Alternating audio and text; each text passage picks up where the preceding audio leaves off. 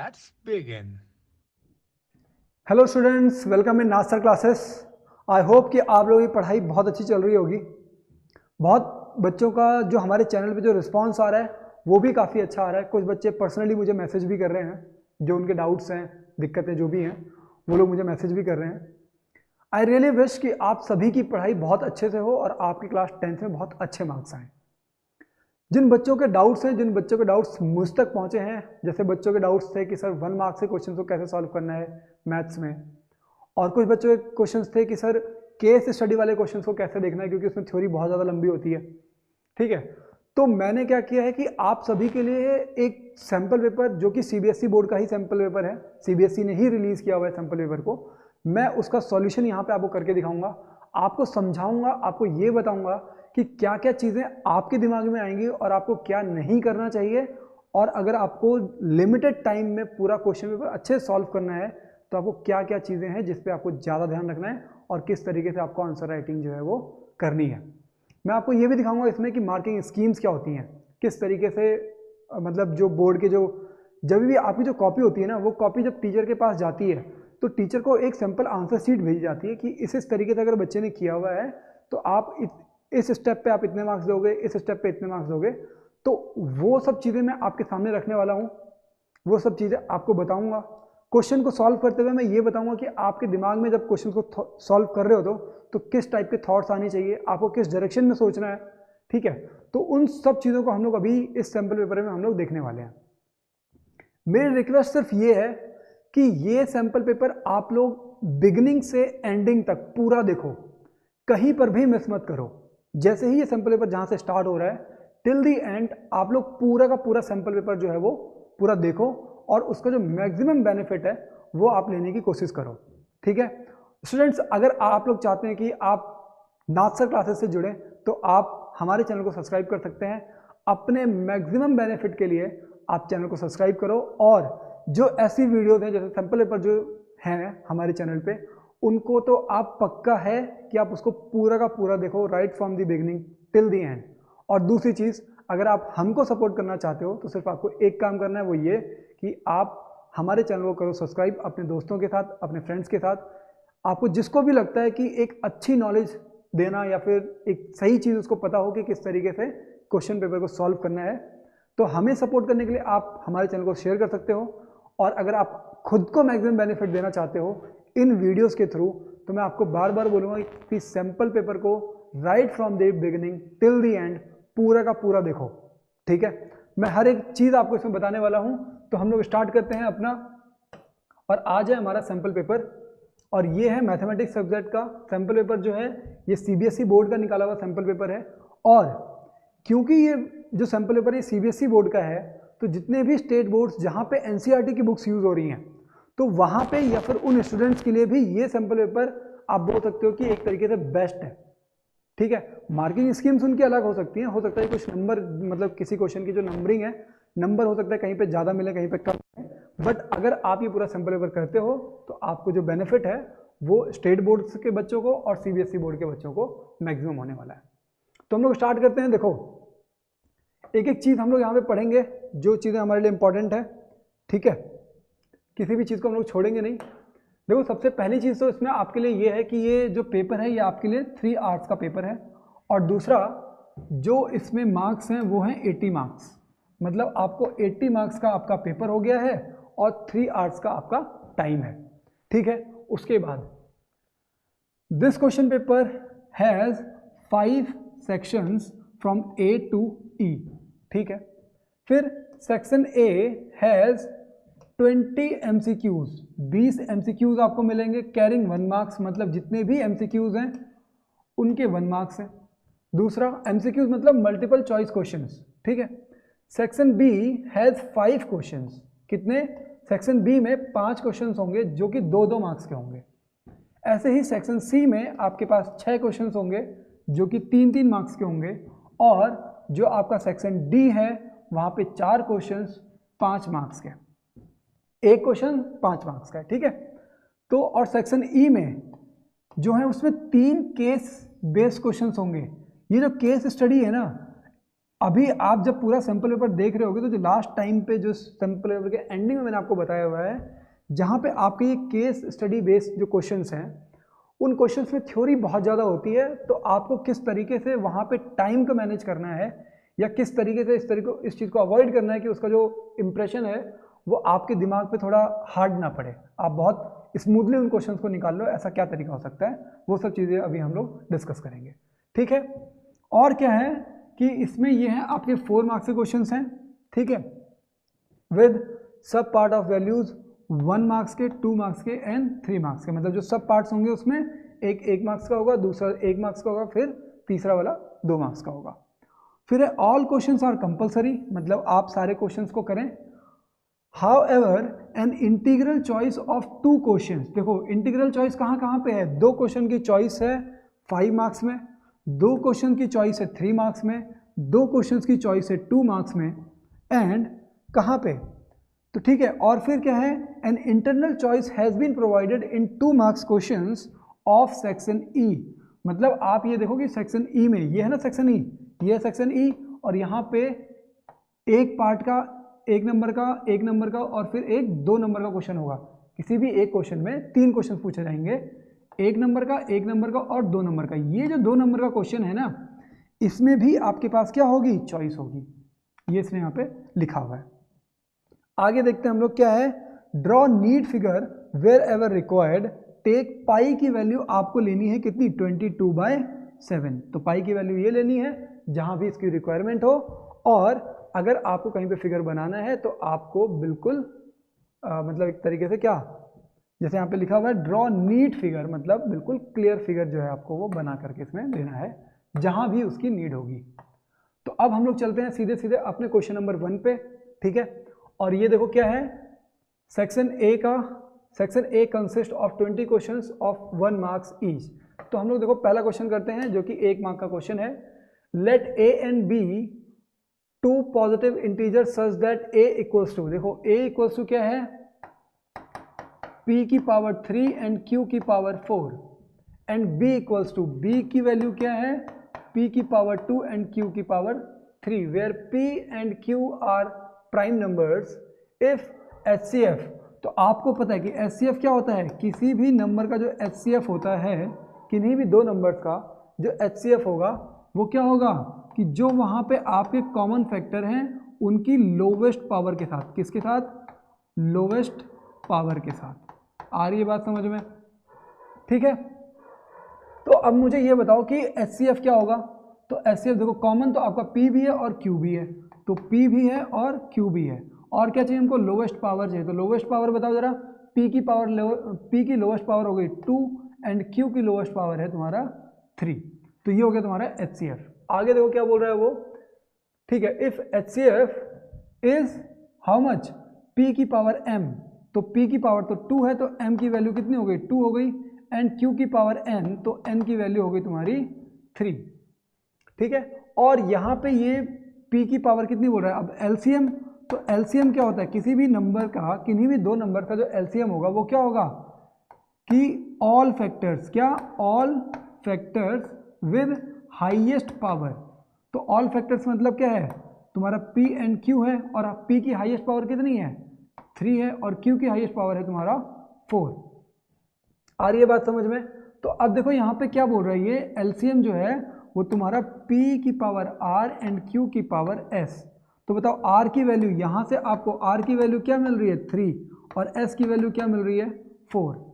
तो अब ये पूछ रहा है कि इसमें सॉल्व करके दिखाओ, तो m की वैल्यू m प्लस n, तो m की वैल्यू 2 प्लस 3 कितना हो गया 5, और r प्लस s, r की वैल्यू 3 प्लस 4 कितना हो गया 7, तो 7 5 जा कितना होता है 35, तो अब देखो 35 कहाँ पे है, ये रहा, तो आपका आंसर क्या हो गया इसका, इस क्वेश्चन का आपका आंसर हो जाएगा 35, मतलब सी। अब देखो आपको ये सब लिखने की कोई ज़रूरत नहीं है, क्या सब, ये जितना भी आपने लिखा हुआ है, क्योंकि 1 मार्क्स का क्वेश्चन है ना आपका, तो 1 मार्क्स के क्वेश्चन में इन सब की कोई ज़रूरत नहीं है, सिर्फ और सिर्फ ज़रूरत है आपको आंसर क्लिक करने की, आंसर को टिक करने की ज़रूरत है, बाकी यहाँ पे किसी चीज़ की ज़रूरत नहीं है। इसका मतलब कि आप सीधे सीधे बस यहाँ पे लिखोगे, कैसे लिखोगे, देखो जो आपकी आंसर शीट होगी तो वहाँ पे क्वेश्चन नंबर 1 और यहाँ पे आंसर क्या आया था हमारा, सी आया था आंसर, तो यहाँ पे आप सी लिख दोगे। ठीक है, ज़्यादा से ज़्यादा आप यहाँ पे सी की जो वैल्यू है 35 वो लिखोगे। आपको ये बताने का मेरा मकसद सिर्फ इतना है कि आप कितनी बड़ी भी कैलकुलेशन करो उससे हमारा कोई फर्क नहीं पड़ता है। अगर आपका 1 मार्क्स का क्वेश्चन है, अगर आपने आंसर सही निकाला है तो आपको मार्क्स मिल जाएंगे। अगर आपने कैलकुलेशन की है और आंसर नहीं आया है तो कोई मार्क्स उसमें नहीं है। आ रही है बात समझ में? हम लोग अब आगे चलते हैं। तो अभी मैंने आपको सॉल्व करके दिखाया था, वो सिर्फ इसलिए दिखाया था कि सॉल्व कैसे होगा। ठीक है, सॉल्यूशन को आपके आंसर शीट में लिखने की कोई ज़रूरत नहीं है, रफ के लिए आप किसी एक अलग पेपर पे यूज़ कर सकते हो। Let P be a prime number, quadratic equations having its root as factor of P। तो P के फैक्टर, अब जरा हम लोग देखते हैं जरा P के फैक्टर क्या हैं। P के फैक्टर होता है P इंटू 1। तो अगर आपको ये अल्फा मिल गया और ये बीटा मिल गया, ठीक है, क्योंकि क्वाड्रेटिक इक्वेशन का क्वेश्चन है, ये मान लो ये अल्फा है और ये बीटा है, तो आपके पास इक्वेशन क्या बनती है, इक्वेशन बनती है आपकी x square minus alpha plus beta into x and plus alpha into beta. ठीक है, तो ये होता है तुम्हारा क्वाड्रेटिक इक्वेशन। तो अब ये पूछ रहा है कि क्वाड्रेटिक इक्वेशन क्या होगी इसकी, तो देखो क्या है, तो यहाँ पे हो गया एक्स स्क्वायर माइनस अल्फा की वैल्यू हमने क्या मानी है, p plus 1 into x plus p into 1 p हो जाएगा। तो ये इक्वेशन देखो कहाँ पे दिख रही है, तो ये रहा, कहाँ पे, ये रहा, x square minus p plus 1 x plus p। तो ये वाला हो गया इसका आंसर। तो आपको सॉल्यूशन की ज़रूरत नहीं थी, आपको सिर्फ और सिर्फ यहाँ पे आंसर देने की ज़रूरत है। और आप कैसे लिखोगे, आप लिखोगे जैसे आपको यहाँ पे लिखना है क्वेश्चन नंबर 2 और आंसर है आपका बी। ज़्यादा से ज़्यादा आप ये कर दो कि यहाँ पे बी की वैल्यू को पुट कर दो, जो भी आपका बी दे रखा है आप ये कर सकते हो कि यहाँ पे इसको लिख दो, बट इसकी ज़रूरत है नहीं। ठीक है, आपने अगर बी लिख दिया है तो काम चल जाएगा, सॉल्यूशन इसमें नहीं चाहिए होता है। ठीक है, आप जो 1 नंबर के जो क्वेश्चंस हैं उनको आप अपने माइंड में भी सॉल्व कर सकते हो। ठीक है, अब देखो ये क्या बोल रहा है, if alpha and beta are the two zeros of the polynomial F X equals to this much. ठीक है, alpha plus beta equals to alpha into beta. तो अब देखो क्या है, अल्फा प्लस बीटा दे रखा है ना, तो अल्फा प्लस बीटा क्या होता है, अल्फा प्लस बीटा होता है तुम्हारा माइनस बी अपॉन ए। अच्छा, तो बी की वैल्यू जरा बताओ यहाँ पे क्या है, तो यहाँ पे बी की वैल्यू है तुम्हारा माइनस 2 अपॉन ए की वैल्यू यहाँ पे कितनी है, पी। ठीक है, और alpha into beta, alpha into beta तो तुम्हारा सी अपॉन ए, सी की वैल्यू यहाँ पे क्या है, सी की वैल्यू है आपका 3p अपॉन ए की वैल्यू क्या है, p। तो p से p हो गया कैंसिल, तो मतलब ये आ रहा है आपका 3। अब बताओ क्या बोल रहा है, ये alpha plus beta equals to alpha into beta बोल रहा है, तो मतलब ये हो गया कि minus 2 upon p equals to आपका 3 आना चाहिए। तो p यहाँ से यहाँ पे चला गया, तो ये आ जाएगा आपका 2 अपॉन 3 इक्वल्स टू p। तो अब देखो यहाँ पे 2 अपॉन 3 कहाँ पे है वैल्यू, तो ये है 2 अपॉन 3। इसका मतलब आपका आंसर क्या हो गया, आपका आंसर हो जाएगा आपका 2 अपॉन 3, मतलब बी वाला आंसर सही है। कॉपी में आपको क्या लिखना है, मैं बार बार यहाँ पे लिख करके सिर्फ इसलिए दिखा रहा हूँ ताकि आपको दिमाग में ये बैठ जाए कि आपको करना क्या है। क्वेश्चन नंबर 3 आंसर लिखोगे आप बी, ज़्यादा से ज़्यादा आप ये लिख दो कि बी की वैल्यू क्या है। ठीक है, ये लिखने की ज़रूरत है। इससे पहले का जो भी मैं कर रहा हूँ उसको आप अपने दिमाग में भी सॉल्व कर सकते हो, और अगर आपको रफ पेज पे सॉल्व करने की ज़रूरत पड़ रही है तो वहाँ पे सॉल्व करो सॉल्यूशन में, क्योंकि अगर आंसर नहीं आ रहा है तो उसका कोई फ़ायदा नहीं है फिर। ठीक है, यहाँ पे जो आपका चेक होगा वो सिर्फ आंसर चेक होगा 1 नंबर के क्वेश्चन में। ठीक है, क्वेश्चन नंबर 3 हो गया। क्वेश्चन नंबर 4 पे चलते हैं हम लोग।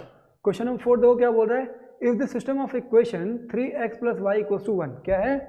ठीक है, आगे हम लोग देखते हैं, एंड 2 इक्वेशंस आपको दे रखी है, तो pair of linear equation in 2 variable से क्वेश्चन आ रखा है, इज कॉन्सिस्टेंट, क्या है, कोइंसिस्टेंट, सॉरी इनकॉन्सिस्टेंट दे रखा है आपको, इनकॉन्सिस्टेंट दे रखा है। इसका मतलब कि ये लाइंस कैसी हैं, पैरेलल लाइंस है। तो इनकंसिस्टेंट आपको दे रखा है, इसका मतलब क्या हुआ, देखो क्योंकि ये क्या दे रखा है, इनकंसिस्टेंट, तो इसका मतलब ये हुआ कि a1 upon a2 equals to b1 upon b2 does not equals to c1 upon c2, ये होना चाहिए। अच्छा, a1 की वैल्यू हमारी कितनी है, तो a1 की वैल्यू है 3, a2 की वैल्यू क्या है तुम्हारा, a2 की वैल्यू है तुम्हारी 2k-1 और ये इक्वल होना चाहिए। b1 की वैल्यू क्या है, b1 की वैल्यू है तुम्हारी 1 और b2 की वैल्यू क्या है, तो b2 की वैल्यू है k-1। तो ये हमारे इक्वल होने चाहिए। अब देखो क्या है, या तो आप क्या करो, सीधे सीधे इनकी वैल्यूज को पुट करके देखो कि ऐसा हो रहा है, पॉसिबल हो रहा है कि नहीं हो रहा है। तो देखो अगर मैं -1 पुट करूंगा तो ये हो जाएगा तुम्हारा माइनस कितना, -3 हो जाएगा और यहाँ पे कितना हो जाएगा, ये अलग आ जाएगा, ये -2 आ जाएगा, तो मतलब नहीं हो रहा है इक्वल। 0 पुट करके देखता हूँ तो यहाँ पे -1 बच रहा है और यहाँ पे -1 बच रहा है, ठीक है।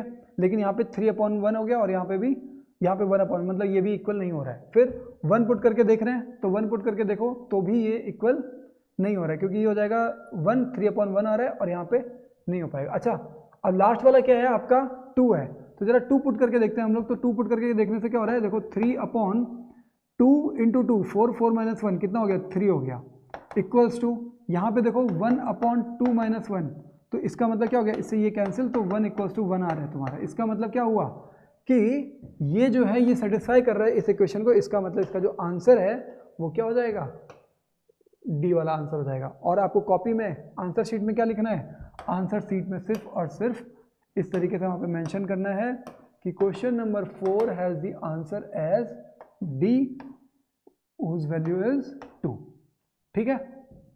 ऐसे करके आपको आंसर जो है वो लिखना है। हम लोग चलते हैं अपने नेक्स्ट क्वेश्चन पे और वहाँ पे समझने की कोशिश करते हैं। क्या है, is the vertices of a parallelogram P Q R as taken in order are, P की वैल्यू देखो क्या है। अच्छा यहाँ पे क्योंकि 1 मार्क्स का क्वेश्चन है तो 1 मार्क्स के जो क्वेश्चन है ना उसमें ध्यान ये रखना कि जहाँ भी ऐसा कोई क्वेश्चन आएगा ना तो मैक्सिमम चांसेस ये बनते हैं कि आपको अगर ग्राफ बनाओ तो आपको लगभग सॉल्यूशन जो है वो मिल जाता है। P की वैल्यू क्या है 3,4, तो 3,4 मतलब यहाँ पे कहीं पे होगा 1 2 3, तो 3 1 2 3 4, तो 3,4 लगभग यहाँ पे आ रहा है, ठीक है। ये हो गया आपका P और ये हो गया 3,4। फिर Q की वैल्यू क्या है -2,3, तो -2 1 2, तो -2,3 लगभग यहाँ पे आ रहा है आपका, ये आ रहा है आपका Q की वैल्यू -2,3। इसके बाद ये R की वैल्यू बोल रहा है -3 and -2, तो -3 and -2, तो -3 and -2 आपका लगभग यहाँ पे जाएगा। किसकी वैल्यू है ये, R की क्या है -3, -2, ठीक है। और उसके बाद ये then the coordinates of its fourth vertex S are. अब ये पूछ रहा है, क्या बोला था इसने, ये इसने बोला था कि ये क्या है, पैरेललोग्राम है।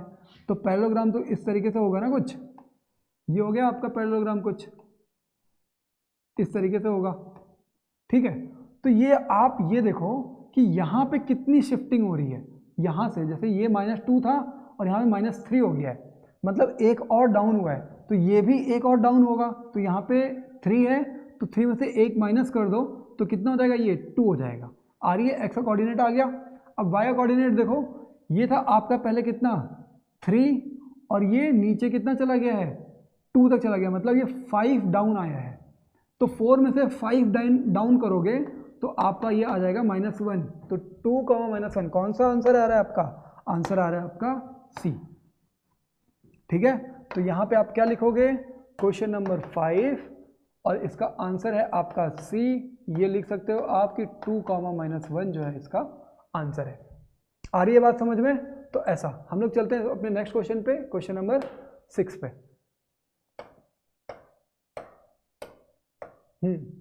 क्वेश्चन नंबर 6 देखो ये क्या बोल रहा है, 2 triangles are similar, triangle ABC is similar to triangle PQR if AM and PN are the altitudes. तो मैं एक रफ हैंड से एक फिगर बना लेता हूँ, आपको वहाँ बनाने की ज़रूरत नहीं है। अगर आपको सब कुछ समझ में आ रहा है तो कुछ करने की वहाँ पे ज़रूरत नहीं है, सिर्फ और सिर्फ आंसर लिखने की ज़रूरत होती है, ठीक है। मैं यहाँ पे थोड़ा समझाने की भी कोशिश कर रहा हूँ, इसलिए यहाँ पे लिख दे रहा हूँ, ठीक है। अब AM and PN are the altitudes, तो ये हो गया तुम्हारा AM और ये हो गया तुम्हारा PN, ठीक है। आगे of triangle ABC and triangle this respectively क्या दे रहा है ये, इसके बाद ये दे रहा है तुम्हारा AB का स्क्वायर अपॉन PQ का स्क्वायर इक्वल्स टू आपका है 4/9। देन आपसे पूछा हुआ है कि AM अपॉन PN की वैल्यू बताओ क्या है। अच्छा देखो पहली चीज़ तो ये देखो कि AB जिस ट्राइंगल में है, जिस ट्राइंगल में AB है उसी ट्राइंगल में आपका AM है कि नहीं है। कभी कभी क्या होता है कि वो देता ये है और पूछ इसका उल्टा देता है, Pn/am पूछ लेता है, ठीक है। तो देखो अभी हम लोग साथ साथ भी करते हुए चलते हैं। ये अगर Pn/am अगर इसने पूछा होता तब क्या होता। देखो क्या है कि जो इनके साइड्स का रेशियो होता है, अगर दो ट्राइंगल्स अगर सिमिलर हैं तो जो उनके साइड्स का रेशियो होगा वही रेशियो उनके एल्टीट्यूड्स का भी होगा। आ रही है बात समझ में? तो इसका मतलब ये हुआ कि अगर आपको AB/PQ की वैल्यू पता लग जाए तो आपको किसकी AM/PN की भी वैल्यू पता लग जाएगी। अच्छा तो यहाँ से रूट है, यहाँ पे स्क्वायर है, इधर लेकर जाओगे तो रूट हो जाएगा। तो इसका मतलब इसकी वैल्यू कितनी आ रही है, यहाँ पे इसका अंडर रूट निकालोगे तो कितना आएगा, इसका अंडर रूट आ जाएगा 2 और इसका अंडर रूट आ जाएगा 3। तो मतलब 2/3 आ रहा है। कितना आ रहा है, 2/3। AB/PQ is 2/3। तो मतलब AM/PN भी तुम्हारा 2/3 आ जाएगा। और अगर PN/AM बोला होता तो ये हो जाता तुम्हारा 3/2, ठीक है ना, क्योंकि ये इसका ऊपर उल्टा हो जाता। अभी आपसे ये पूछा हुआ था तो इसकी वैल्यू आपकी कितनी आ रही है, इसकी वैल्यू आपकी आ रही है 2/3। 2/3 कहाँ पे है, ये रहा। तो इसका आंसर क्या है, डी। तो आपको ध्यान क्या रखना है कि आंसर क्या है इसका, 3। तो मतलब क्वेश्चन नंबर 6 में आंसर है आपका डी। इसको इस तरीके से लिखना और यहाँ पे 2/2 रेशियो 3 जो है आप इसको मेंशन कर सकते हो, ठीक है। इतना आगे समझ में। अब हम लोग चलते हैं आगे। देखो यहाँ पे देखो 3/2 दे रखा है ना, ठीक है, 3/2 भी दे रखा है उन्होंने कंफ्यूज करने के लिए, ठीक है। तो कंफ्यूजन नहीं होनी है, ध्यान ये रखना है कि क्या आपसे पूछा गया है, दोबारा भी उसको चेक करो। और क्वेश्चन को हमेशा कोशिश ये करो कि आप लोग थोड़ा सा स्पीड में करो, सो दैट कि आपके पास थोड़ा लास्ट में जो है टाइम वो बचे और आप उसको कॉपी को दोबारा चेक कर सको अपना। देखो यहाँ पे बोल रहा है ये क्या कि 1060 मतलब x 1060 cos 60 equals to sine 60 cot 60, then what is the value of x। तो हम लोग कैसे फाइंड करेंगे वो देखो, हम लोग यहाँ पे x रहने देते हैं और जो तुम्हारा 1060 है उसको मैं साइन 60 अपॉन cos 60 लिख रहा हूँ, cos 60 इंटू यहाँ पे तुम्हारा cos 60, तो cos से cos हो गया कैंसिल, इक्वल्स टू है तुम्हारा साइन 60 और यहाँ पे तुम्हारा cot है तो मैं cot को क्या लिख रहा हूँ, cos 60 अपॉन साइन 60, तो इससे ये हो गया तुम्हारा कैंसिल। तो x की वैल्यू कितनी आ रही है, यहाँ पे बचा तुम्हारा cos 60 अपॉन ये साइन यहाँ पे है तो यहाँ पे आ गया तुम्हारा साइन 60, तो x की वैल्यू आ गई तुम्हारी cot 60 डिग्री। अब देखो यहाँ पे कहाँ पे cot 60 degree, cot 60 degree, cot 60 degree पूरे क्वेश्चन में उन्होंने नहीं दे रखा है। अब ये बताओ कि cot 60 डिग्री की वैल्यू कितनी होती है, तो ये होती है 1/√2, सॉरी 1/√3, ठीक है, 1/√3। अब मुझे ये बताओ कि इसकी वैल्यू cot मतलब किसकी वैल्यू, ये 1030 डिग्री की जो वैल्यू होती है वो तुम्हारी 1/√3 होती है। तो इसका मतलब जो इसका आंसर आएगा वो तुम्हारा क्या आ जाएगा, वो आंसर आ जाएगा ये। मतलब उन्होंने, आप अगर नॉर्मल सॉल्यूशन से करते हुए चलोगे तो आपका आंसर इतना आ रहा है cot 60 डिग्री, cot 60 डिग्री की वैल्यू होती है 1/√3 और ये 1/√3 किसकी वैल्यू होती है, ये वैल्यू होती है तुम्हारी 1030 डिग्री की, किसकी, 1030 डिग्री की। तो ये जो आपका आंसर है ना, ये वाला, ये ऑप्शन में मौजूद है। आ रही है बात समझ में? तो इस तरीके से आपको करना था और इसका आंसर आगे है आपका बी आंसर। तो क्वेश्चन नंबर 7 का जो आंसर है वो है बी और जो वैल्यू है इसकी वो है 1030 डिग्री। आगे चलते हैं हम लोग अभी। नेक्स्ट क्वेश्चन है हमारा question number 8, if sine theta plus cos theta equals to √2। तो अब देखो जो ऐसे क्वेश्चंस हैं उनका एक ही तरीका है, वो तरीका ये है कि आप क्या करो कि इनकी वैल्यूज को पुट करने की कोशिश करो कि √2 कैसे आया होगा। तो साइन 45 की अगर मैं वैल्यू लिखूंगा तो ये 1/√2 प्लस 1/√2, अगर आप इसको सॉल्व करोगे तो ये आ जाएगा आपका 2/√2 और इससे इसको कैंसिल करोगे तो यहाँ पे आंसर आएगा √2, ठीक है। क्यों, क्योंकि 2 को हम लोग कैसे लिखते हैं, √2 इंटू √2, ठीक है, अपॉन में करोगे तुम √2 तो एक √2 से √2 कैंसिल और जो एक बचा है वो तुम्हारा आंसर में आ जाएगा, ठीक है। इसका मतलब क्या है कि जो वैल्यू है वो किसकी वैल्यू रखी हमने यहाँ पे हमने लिखी साइन 45 डिग्री की वैल्यू। तो मुझे ये बताओ cot 1045 डिग्री की वैल्यू कितनी होती है, 1, cot 45 डिग्री की वैल्यू कितनी, 1, तो 1 + 1 कितना आ गया, 2। इसका मतलब आंसर क्या है तुम्हारा 2, और ये ऑप्शन कौन सा है आपका, ये ऑप्शन है आपका बी वाला ऑप्शन, ठीक है। तो हम लोग आंसर क्या लिखेंगे, हम लोग आंसर लिखेंगे यहाँ पे क्वेश्चन नंबर 8 का आंसर है आपका बी और इसकी वैल्यू है 2। इस तरीके से आप जो है वो आंसर लिखोगे। अभी ध्यान रखना, जितना भी सॉल्यूशन हो रहा है, जितना भी मैं सॉल्व कर रहा हूँ, ये आप किसी रफ पेज पे करोगे या फिर कहीं और पे करो। क्यों? क्योंकि आपको सिर्फ और सिर्फ 1 नंबर के जो क्वेश्चन हैं उसमें आपको आंसर के मार्क्स मिलने वाले हैं। तो अननेसेसरी आप कॉपी को एक तरीके से ऐसा मत बनाओ कि उसमें आपने सॉल्यूशन भी कर रखा है, फिर टीचर को वहाँ पे आंसर ढूंढना पड़ रहा है कि आंसर कहाँ पे लिखा हुआ है इसका। तो ऐसा मत करना, ठीक है। नाउ हम लोग आते हैं अपने नेक्स्ट क्वेश्चन पे। क्या है? इन द गिवन फिगर, ठीक है, तो DE is parallel to BC। तो मतलब क्या हो गया, ये वाला जो ट्रायंगल है ये सिमिलर है इस बड़े वाले ट्रायंगल के। आ रही है बात समझ में? ये जो छोटा वाला ट्रायंगल है ये सिमिलर है जो बड़ा वाला ट्रायंगल है उसके। क्यों? क्योंकि ये दोनों लाइनें क्या है, पैरेलल है। अब आगे क्या बोल रहा है ये बोल रहा है AE की वैल्यू, AE की वैल्यू जो तुम्हारी है वो है A और EC की वैल्यू जो है वो तुम्हारी है B। देन DE की वैल्यू है तुम्हारी X और BC की वैल्यू है तुम्हारी Y। तो अब ये पूछना ये चाह रहा है, तो देखो आप करोगे कैसे, सबसे पहले उस चीज़ को समझो। देखो क्या होगा इसमें ये होगा, क्योंकि जब दो ट्रायंगल्स क्या होते हैं, सिमिलर होते हैं, क्योंकि ये दोनों ट्रायंगल सिमिलर हो गए तो इनके जो साइड्स का रेशियो है, तो साइड्स क्या है, साइड है आपके पास AE छोटे वाले ट्रायंगल की और जो बड़े वाले ट्रायंगल की साइड है वो है AC। तो AE की वैल्यू हो गई A और AC की वैल्यू हो गई A प्लस B और ये इक्वल आएगा किसके, DE अपॉन BC के। तो DE की वैल्यू X अपॉन Y। आ रही है बात समझ में? तो अब देखो ये पूछ रहा है कि कौन सा इसमें सही है। तो देखो AB जो है वो यहाँ पे जाकर के X के साथ मल्टीप्लाई होने वाला है, तो ऐसा कोई वैल्यू दिख रही है आपको कहीं पे? X के साथ कहीं पे मल्टीप्लाई होते हुए नहीं दिख रही है, ठीक है। फिर तो हम लोग दूसरा क्या कर सकते हैं, अच्छा यहाँ पे जो X की वैल्यू है हमने, ठीक है अभी तक तो सब सही आ रहा है। X की वैल्यू यहाँ पे अगर मैं लिखना चाहूँ तो ये ऊपर आना चाहिए था, ये आ रही वैल्यू। देखो X की वैल्यू, X यहाँ पे है और ये Y जो है यहाँ पे चला जाएगा, तो A into Y upon A plus B। तो ये जो वैल्यू है ना, कौन सी वैल्यू, ये वाली, ये आपकी सही हो रही है। मतलब इसका जो आंसर आ जाएगा आपका, वो आंसर क्या आएगा, आंसर आ जाएगा आपका कितना, क्वेश्चन नंबर 9 का। किसका? क्वेश्चन नंबर 9 का जो आंसर है वो है C, और C क्या है तुम्हारा, X equals to AY upon A plus B। इस तरीके से, ठीक है। हम लोग चलते हैं अपने नेक्स्ट क्वेश्चन पे। मैं चाह रहा हूं कि आपके पास फटाफट, मतलब 1 नंबर के जो क्वेश्चंस हैं वो आपको अच्छे से समझ में आ जाए किस तरीके सॉल्व करना है, उनको सॉल्व करने का जो पैटर्न रखना है आपको वो कैसा रखना है। ABCD is a trapezium with AD is parallel to BC। ABCD एक ट्रेपेजियम है। ट्रेपेजियम जनरली आपने इस तरीके से बनते हुए देखे होंगे, ठीक है, A B C and D, ठीक है। AD की जो वैल्यू है, AD की जो वैल्यू है वो है 4। सॉरी, ट्रेपेजियम हमने थोड़ा सा अपना गलत बनाया है, इसको हम लोग जरा सही कर लेते हैं।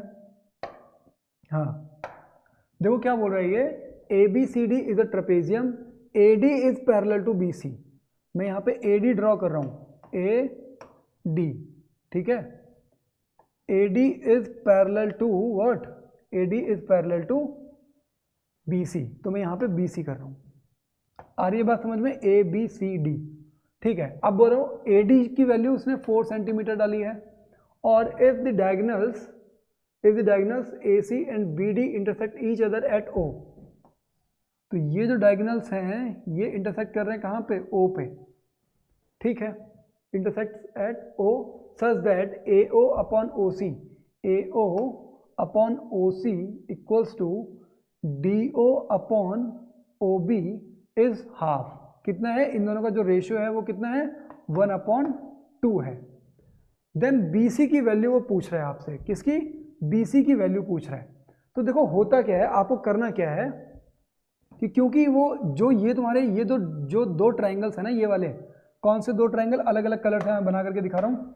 जैसे एक तो आपका ट्राइंगल ये हो गया AOD, ये जो ट्राइंगल है, और जो ये वाला ट्राइंगल है, ठीक है, ये वाला जो ट्राइंगल है, बड़ा वाला ट्राइंगल, ठीक है, नीले कलर से बना दिया मैंने। दो ट्राइंगल दिख रहे हैं अभी अलग अलग, ठीक है, एक नीला वाला ट्राइंगल दिख रहा है और एक छोटा वाला ट्राइंगल हरा रंग का दिख रहा है।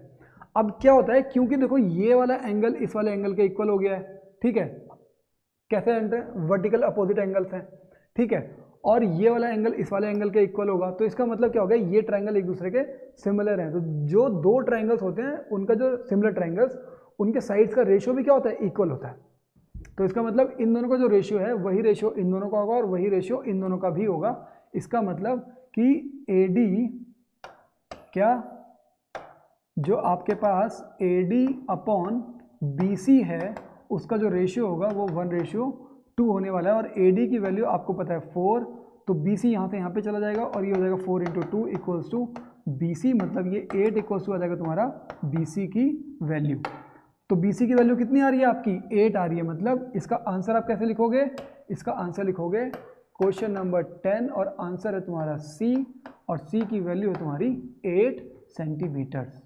आ रही है बात समझ में। तो ये सिमिलरिटी ऑफ ट्रायंगल्स वाला क्वेश्चन पूछा गया था और उसमें आपको किस किस तरीके से बेसिक्स को यूज़ करना था वो मैंने आपको बता दिया है। हम लोग चलते हैं नेक्स्ट क्वेश्चन पे, क्वेश्चन नंबर 11। देखते क्या है, if two tangents inclined at an angle 60 degree are drawn to a circle of radius. तो हम लोग फटाफट इसको बनाने की कोशिश करते हैं। दो टेंजेंट्स हैं इस तरीके से, ठीक है, और इनके बीच का जो एंगल है वो है तुम्हारा 60 डिग्री का। कितने डिग्री का, 60 डिग्री का एंगल है। मैं यहाँ पे मेंशन कर रहा हूँ कि ये 60 डिग्री का एंगल है। द रीज़न बीइंग, और यहाँ पे इसका सेंटर हो गया, ठीक है, और आप इस सेंटर से इसको मिलाओगे तो ये जो एक एंगल बन रहा है, ये वाला एंगल, ये एंगल हो गया तुम्हारा 30 डिग्री का, ठीक है, बात आ रही है समझ में। और आपको पता है कि टेंजेंट और रेडियस के बीच का एंगल होता है 90 डिग्री। इसका मतलब कि ये जो ट्राइंगल बना है AB और C, ये कैसा ट्राइंगल हो गया, एक राइट एंगल ट्राइंगल हो गया। और आपको रेडियस की वैल्यू उसने बता रखी है 3 सेंटीमीटर और यहाँ का एंगल आपका 30 डिग्री। आपसे पूछा हुआ है कि टेंजेंट की लेंथ कितनी है। तो इस राइट एंगल ट्राइंगल में आप देखोगे तो ये हो रहा है आपका, मैं सीधे ले रहा हूँ 10 30 डिग्री इक्वल्स टू क्या होता है, परपेंडिकुलर अपॉन बेस।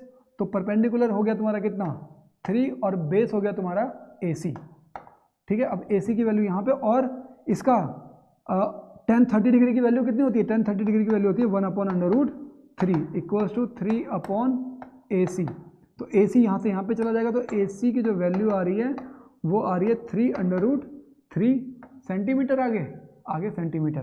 तो देखो ये आंसर कहाँ पे है, 3/3। तो ये 3/3 आपका डी वाला ऑप्शन जो है वो सही है।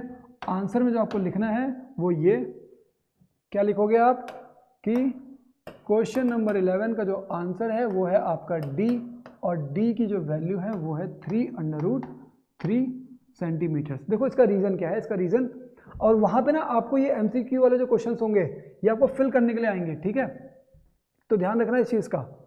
चलो ठीक है, हम लोग आगे चलते हैं।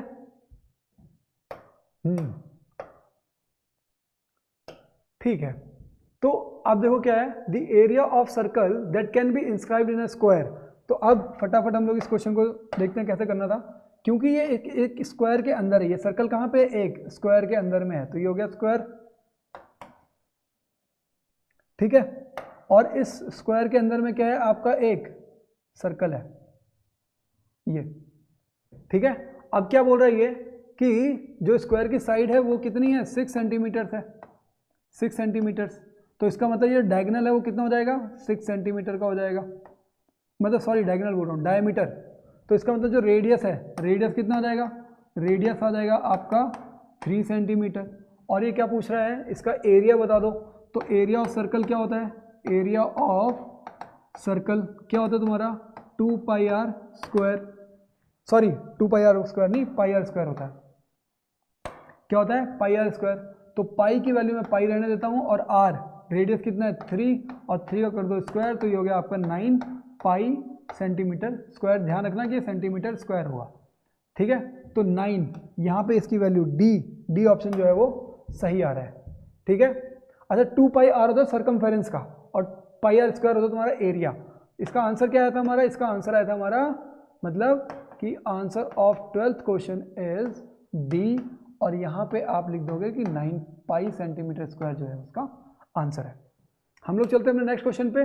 12th क्वेश्चन हो गए, और अभी 1 मार्क्स के हमारे पास 8 क्वेश्चन और बचे हुए हैं, ठीक है। क्या the sum of the length width and height of a cuboid is this much.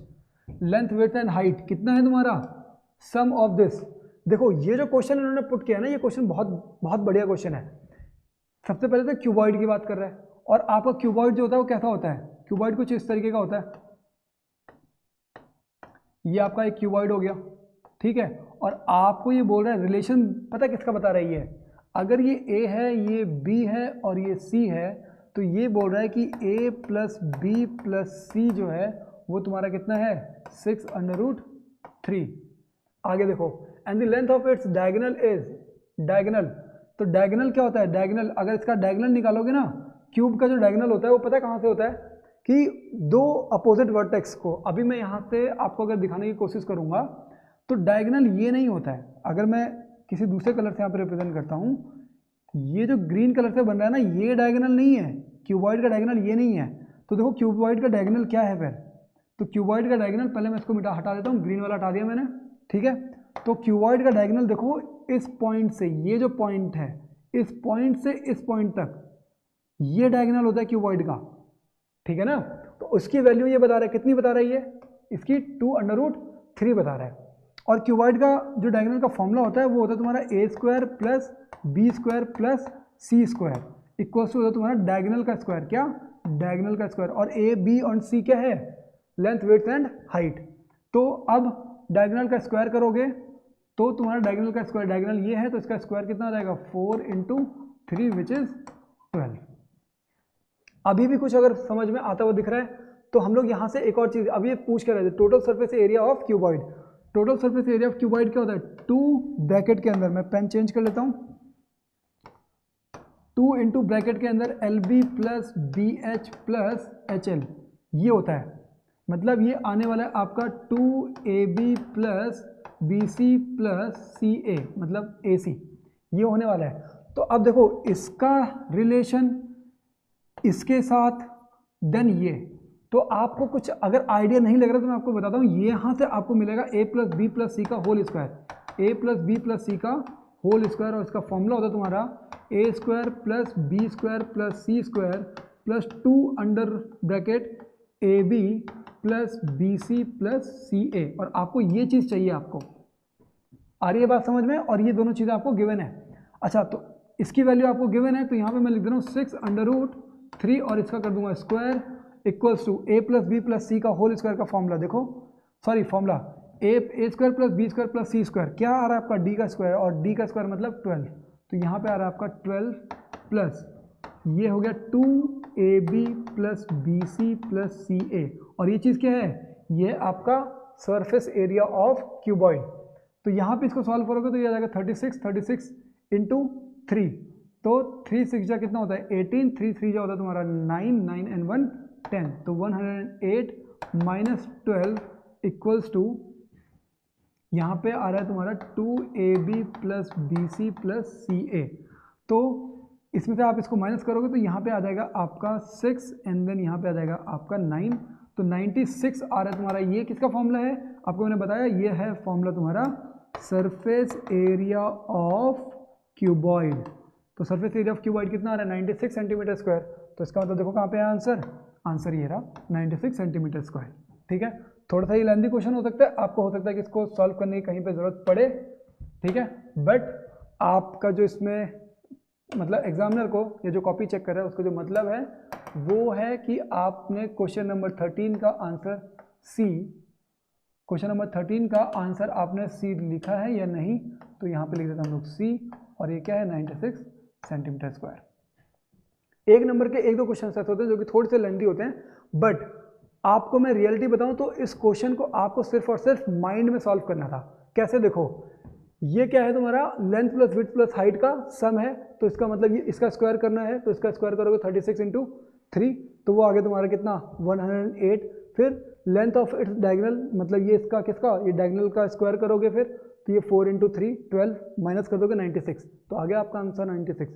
दिमाग में सॉल्व हो सकता है ये, ठीक है, बट आपको दिमाग में सॉल्व करने के लिए ऐसे बहुत सारे क्वेश्चंस को सॉल्व करके रखने पड़ेंगे, तब जाकर के आप इन क्वेश्चंस को अपने दिमाग में ही सॉल्व कर सकते हो, ठीक है। और दिमाग में क्यों सॉल्व करना है, क्योंकि 1 मार्क्स का क्वेश्चन है, तो आपके सिर्फ और सिर्फ आंसर से मतलब है। हम लोग चलते हैं क्वेश्चन नंबर 14 पे। Is the difference of the mode and median of a data is 24, then the difference of the median and mean is. तो देखो आपके पास एक फॉर्मूला है, फॉर्मूला ये है कि mode equals to 3 median minus 2 mean. तो ये है फॉर्मूला। अब क्या बोला उसने बोला difference of mode and median. तो मैं एक मीडियन को यहाँ से यहाँ पे लेकर चला जाता हूँ, तो ये हो जाएगा तुम्हारा मॉड माइनस मीडियन। आ रही है बात समझ में? तो यहाँ पे कितने मीडियन बचेंगे? अब 2 मीडियन बचेंगे, ठीक है, माइनस 2 मीन। अब जिन बच्चों को यहाँ पे ये डाउट हो रहा है ना कि ऐसा कैसे कर रहा हूँ मैं, वो लोग ध्यान इस चीज़ का रखना कि अगर मैंने कहीं पे 2 मीडियन लिखा हुआ है तो इसका मतलब क्या होता है? इसका मतलब होता है तुम्हारा मीडियन प्लस मीडियन। आ रही है बात समझ में अभी तक? ठीक है, तो यहाँ पे 3 मीडियन था, तो मतलब median plus median plus median, तो एक मीडियन को मैं यहाँ पे लेके चला गया तो ये माइनस में हो गया। आ रही है बात समझ में? हम लोग बढ़ते हैं आगे।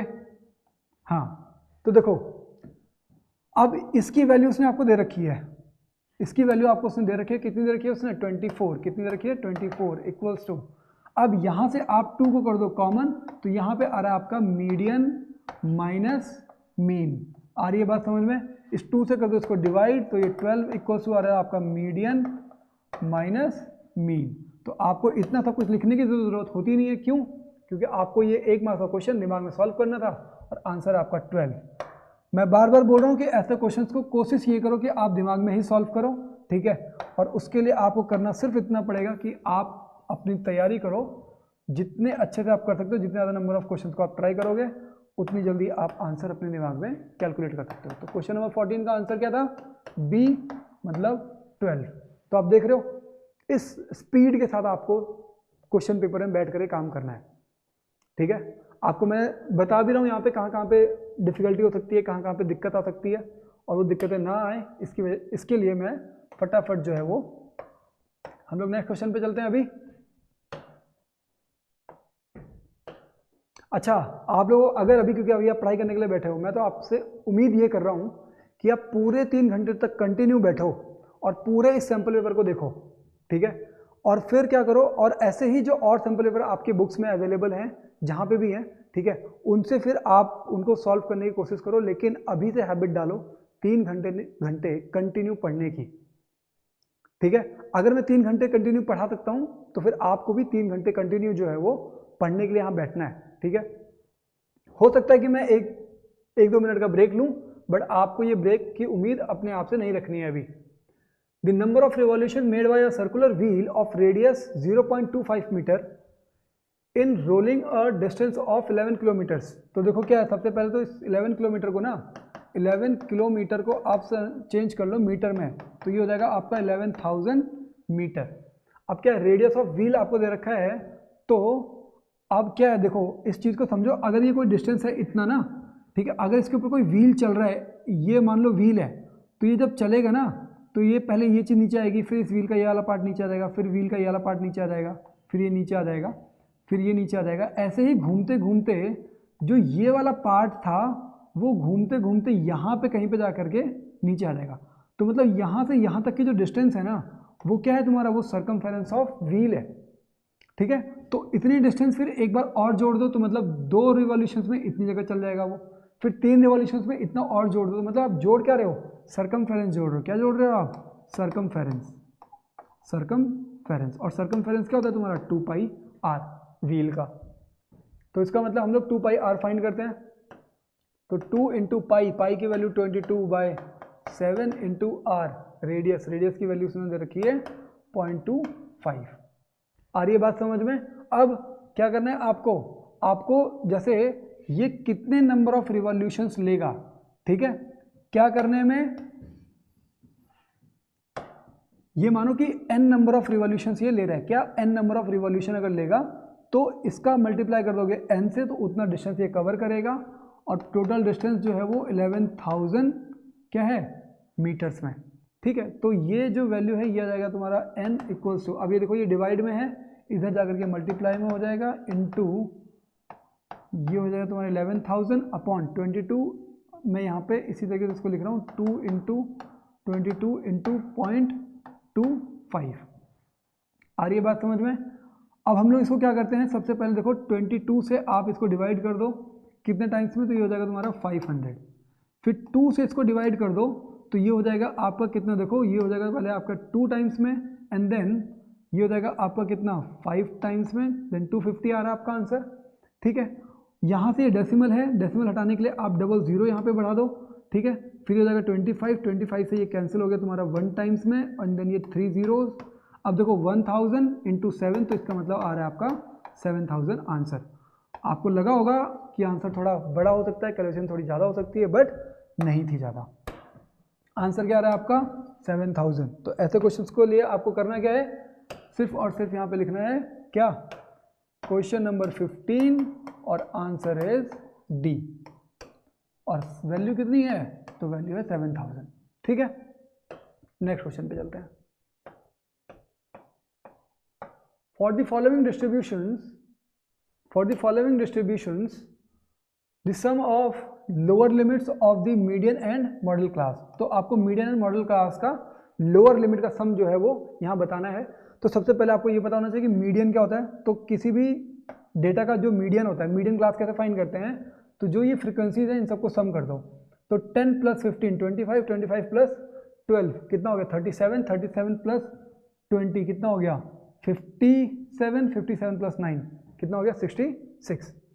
तो ये हो गया आपका कितना 66 टोटल आ रहा है, अपॉन कर दो आप कितना 2, तो ये आ जाएगा आपका 33। ठीक है, तो 33 जो है, इसका मतलब कि जो 33 है वो आपका कहीं मीडियन जो है वो इसके आसपास ही होगा। तो 33 देखो कहाँ पे आ रहा है, 0 to 5 में तो 10 लोग ही आ रहे हैं, और फिर 5 to 10 में 25 मतलब 15 हुए, तो ये टोटल कितने हो गए 25। और यहाँ पे आपके कितने हो रहे हैं, यहाँ पे जाकर के आपके ये हो रहे हैं 37, मतलब ये इससे ज़्यादा हो गया। तो मतलब ये जो क्लास है, जो मीडियन क्लास है वो ये वाली है, कौन सी 10 to 15। इसकी लोअर लिमिट कितनी हो गई 10 हो गई। अच्छा, अब मॉडल क्लास क्या उनसे होती है, तो मॉडल क्लास वो होती है जिसमें फ्रीक्वेंसी क्या हो, हाईएस्ट हो। तो हाईएस्ट फ्रीक्वेंसी कितनी है 20 है, तो 20 का लोअर लिमिट कितनी होगी 15। तो 10 + 15 कितना आ रहा है आंसर 25। तो 25 कहाँ पे है, ये रहा बी वाला। तो आंसर क्या है इसका बी। मैं आपको फिर से एक चीज़ समझाता हूँ कि जो मीडियन है वो क्या होता है। मीडियन किसी भी अगर कोई भी डेटा आपके पास गिवन है, ठीक है, तो आपको अगर उसका मीडियन फाइंड करना है, जैसे यहाँ पे इवन था, तो इवन अगर जो सम ऑफ फ्रीक्वेंसी है अगर वो इवन आ रही है, तो आपको ये देखना होता है कि जैसे इवन नंबर है तो आप करोगे n + 1/2, ये चेक करो कि ये कहाँ पे आ रहा है। ठीक है, अगर इवन नंबर है तो सीधे सीधे n/2 कर दो। अगर इवन नंबर है तो आप क्या करोगे, सीधे सीधे n/2 कर दोगे, और ये चेक करोगे कि ये कहाँ पे आ रहा है। ठीक है, क्योंकि हम लोग क्या लिखते हैं, क्यूमुलेटिव फ्रीक्वेंसी लिखते हैं। क्यूमुलेटिव फ्रीक्वेंसी में क्या होता है कि इनको आप सम करते हुए चलते हो। ठीक है, तो देखो कि आपका ये आ रहा है 33, तो 33 जो है वो 0 to 5 के बीच में 33 स्टूडेंट्स तो नहीं होंगे, फिर 0 to 10 के बीच में तुम्हारा 33 नहीं होंगे, कहाँ पे होंगे 0 to 15 के बीच में टोटल जो है वो 33 होंगे। इसका मतलब ये वाली जो क्लास है, यहाँ पे वो बच्चा खड़ा है जो कि मीडियन होने वाला था। आ रही है बात समझ में, क्यूमुलेटिव फ्रीक्वेंसी। तो ऐसा जब हम लोग जो 5 नंबर वाले क्वेश्चन है ना, यहाँ पे 5 नंबर वाले क्वेश्चन में मैं इसको पूरा एक्सप्लेन करूँगा, वहाँ से समझने की भी कोशिश करना, और अगर यहाँ पे समझ में आ गया है तो बहुत अच्छा। हम लोग चलते हैं अपने नेक्स्ट क्वेश्चन पे, और यहाँ पे आप इसको लिखोगे क्वेश्चन नंबर 16 का जो आंसर है वो है आपका कितना बी आंसर, और वो है 25। नेक्स्ट क्वेश्चन पे हम लोग चलते हैं। तो देखो next question number 17, 2 dice are rolled simultaneously, what is the probability of 6 will come up at least। क्या बोल रहा है वो, देखो वो बोल रहा है एटलीस्ट कितना, एटलीस्ट का मतलब होता है कम से कम एक बार, एटलीस्ट वंस, तो मतलब कम से कम एक बार तो आया ही हो। क्या 6 कब टॉप पे। तो देखो क्या है कि आप जब 2 डाइसेस को मतलब थ्रो करते हो ना, तो जो टोटल जो तुम्हारे सैंपल स्पेसेस बनते हैं वो कितने बनते हैं, वो बनते हैं तुम्हारे 36। कैसे, देखो एक पे मानो 1, एक पे 2, 3, 4, 5 एंड 6, और दूसरा 1, 2, 3, 4, 5 एंड 6।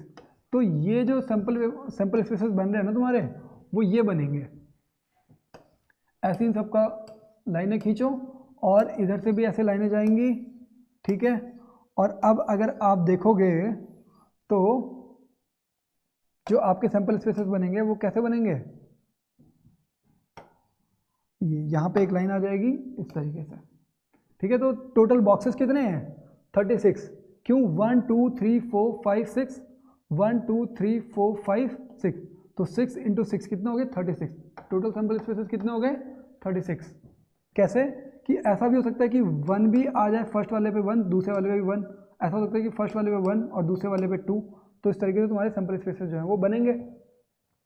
अब ये बोल रहा है probability that 6 come up at least once, तो 6 की बात कर रहा है, तो यहाँ पे जितने भी हैं देखो, यहाँ पे हो सकता है कि 1 and 6 हो, फिर यहाँ पे हो सकता है कि 2 and 6 हो, यहाँ पे 3 and 6 हो, यहाँ पे हो जाएगा तुम्हारा 4, तो 4 और यहाँ पे आ रहा है तुम्हारा 6, देन यहाँ पे हो सकता है कि ये 5 हो और यहाँ पे 6 हो, 6,6, देन ऐसा हो सकता है कि यहाँ पे 6 आ जाए इसका और इसका 1 आ जाए, इस वाले पे हो सकता है कि 6 ही रहे और इस वाले पे 2 आ जाए, फिर 6 and 3, then 6 and 4, then 6 and 5, total कितने हो रहे हैं 1 2 3 4 5 6 7 8 9 10 11, तो कितने हो रहे हैं 11 हो रहे हैं। तो फेवरेबल कितने 11 और टोटल कितने सैंपल स्पेस है 36, तो आंसर क्या है 11/36। देखो आंसर कहाँ पे सी। तो आपको ये करना था कि क्वेश्चन नंबर 17 का जो आंसर है वो है सी, आंसर इज 11/36। अब देखो इसमें क्वेश्चन अलग अलग क्या पूछ सकता था, वो बोल सकता था कि both 6 will come at both the dices, तो बोथ डाइसेस वाला ये हो गया, तो मतलब फेवरेबल 1 और टोटल सैंपल स्पेसेस 36, तो 1/36 आंसर तब होता।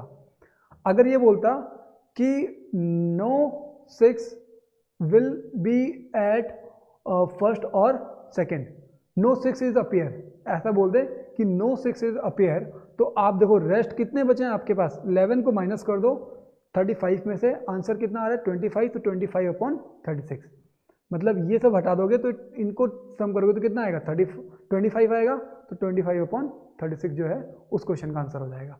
तो आपने देख लिया कि अलग अलग टाइप के क्वेश्चन जो है वो कैसे कैसे आ सकते हैं।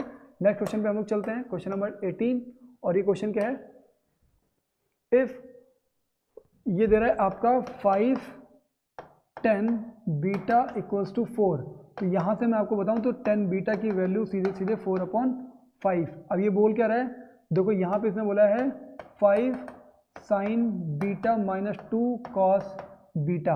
अब आपको ये लग रहा होगा कि मैं इसको सॉल्व कर रहा हूँ, ये तो बहुत लंबा क्वेश्चन हो गया कि 1 मार्क्स में कैसे आया होगा, ठीक है। तो देखो मैं आपको नॉर्मली सॉल्व करके बता रहा हूँ पहले, फिर उसके बाद यहाँ पे सॉल्व करके दिखाऊंगा।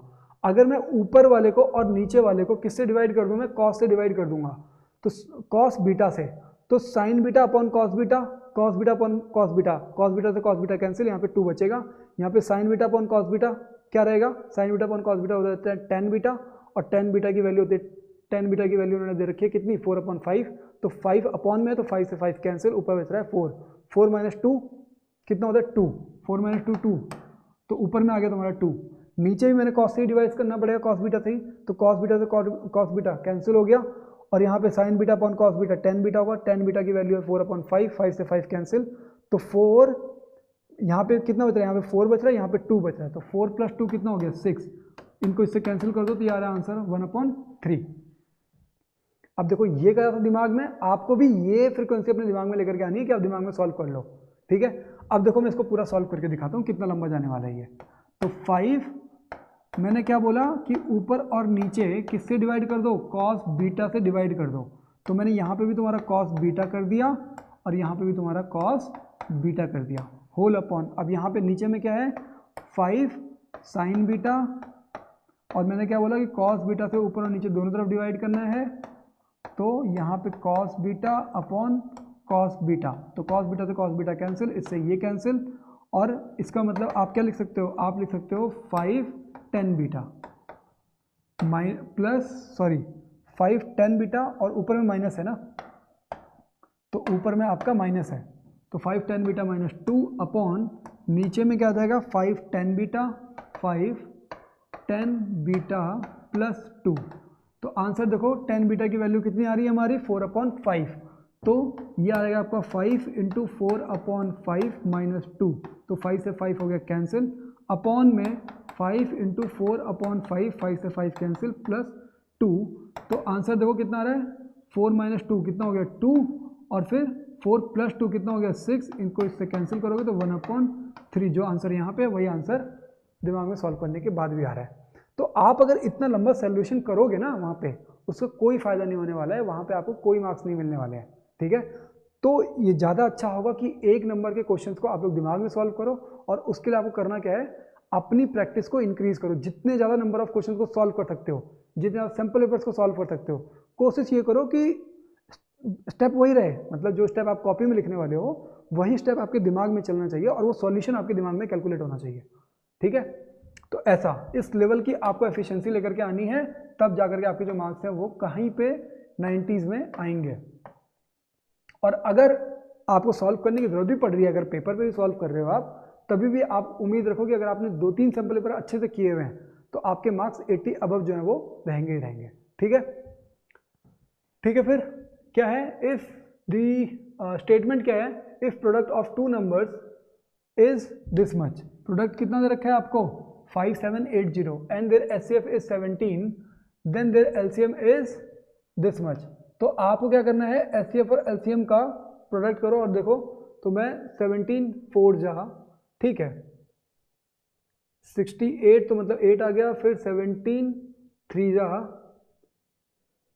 हाँ ठीक है, 51 प्लस 6 57, मतलब ये सही तो है, ये मतलब जो स्टेटमेंट है वो स्टेटमेंट सही है। दूसरा रीज़न क्या हो सकता है इसका, HCF is always a factor of LCM. तो देखो एलसीएम तो ठीक है, मतलब एचसीएफ जो है वो फैक्टर होता है तुम्हारा किसका, एलसीएम का, वो चीज़ ठीक है, उसमें कोई डाउट नहीं है, बट इसका क्या यही रीज़न है, तो ऐसा नहीं है, ठीक है। रीज़न क्या है, रीज़न ये है कि the product of two numbers and the product of their HCF and LCM is always equal. तो ये था इसका रीज़न, ठीक है। तो मतलब दोनों स्टेटमेंट सही हैं, both statements are correct, but the reason is, but second is not the reason of first, ठीक है। क्या है ये, both assertion and reason are correct, are true, and reason is the correct explanation, नहीं, तो इसका बी वाला होगा। क्या होगा इसका, बी वाला आंसर होगा कि दोनों सही हैं, बट जो रीज़न है वो उसका करेक्ट एक्सप्लेनेशन नहीं है। तो इसका आंसर क्या हो गया, बी। 19th का आंसर क्या है, बी, ठीक है। नेक्स्ट क्वेश्चन पे हम लोग चलते हैं, नेक्स्ट क्वेश्चन पे, और नेक्स्ट क्वेश्चन ये देखो क्या है, यहाँ पे भी स्टेटमेंट एंड रीजनिंग का क्वेश्चन है। If the coordinates of mid points of a side A B and A C of triangle A B C are this and this respectively, then B C is 20 units. तो ठीक है, आप इसको आप calculate कर सकते हो, ठीक है, इसको आप कैलकुलेट कर सकते हो। अच्छा, दूसरा इसका दूसरा स्टेटमेंट देखते हैं जरा क्या है। इसका दूसरा स्टेटमेंट ये है कि the line joining the mid point of two sides of a triangle is parallel to the third side and equal to half of it. तो ये जो स्टेटमेंट है आपकी, मतलब ये जो रीज़न है, ये तो एक थ्योरम दिख रहा है। तो आप ध्यान ये रखना कि अगर कहीं पे भी किसी क्वेश्चन में अगर थ्योरम आ गया है ना, और थ्योरम बिल्कुल सही है, अगर वो थ्योरम सही है तो इसका मतलब क्या होगा, अब देखो रीज़न को आपको सही करना है, और जो दूसरा वाला है उसका कैलकुलेशन नहीं पता है आपको, ठीक है। तो रीज़न अगर आपका सही है तो जो मोस्ट प्रोबेबिलिटी बनती है वो किसकी बनती है, क्या, कि both assertion and reason are true, दोनों हो सकता है कि सही हो। और क्योंकि आपको पता है कि जो रीज़न है वो एक थ्योरम है, इसका मतलब कि वो एक रीज़न, पर्टिकुलर एक रीज़न बन सकता है।